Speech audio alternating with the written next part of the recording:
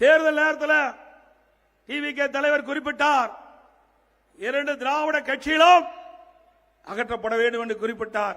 ஆனால் இன்றைக்கு நிலைமை என்ன? திராவிட முன்னேற்ற கழக தலைமையில் அமைக்கப்பட்ட கூட்டணி கட்சியிலே வெற்றி பெற்ற அந்த சட்டமன்ற உறுப்பினர்கள் தான் டிவிகே ஆட்சிக்கு முட்டு கொடுத்து தாங்கிக் கொண்டிருக்கின்றார்கள். அவருடைய தயவை, அதான் அவருடைய திராவிட முன்னேற்ற கழக தலைமையில் அமைக்கப்பட்ட கூட்டணி இன்றைக்கு கம்யூனிஸ்ட் கட்சிகள், விடுதலை சிறுத்தை கட்சி மற்றும் சில கட்சிகள் ஆதரவு கொடுத்த காரணத்தினால்தான் இன்றைக்கு டிவிகே ஆட்சியில் இருக்குது. தனி பெருமையாண்மையோட ஆட்சி அமைக்கல.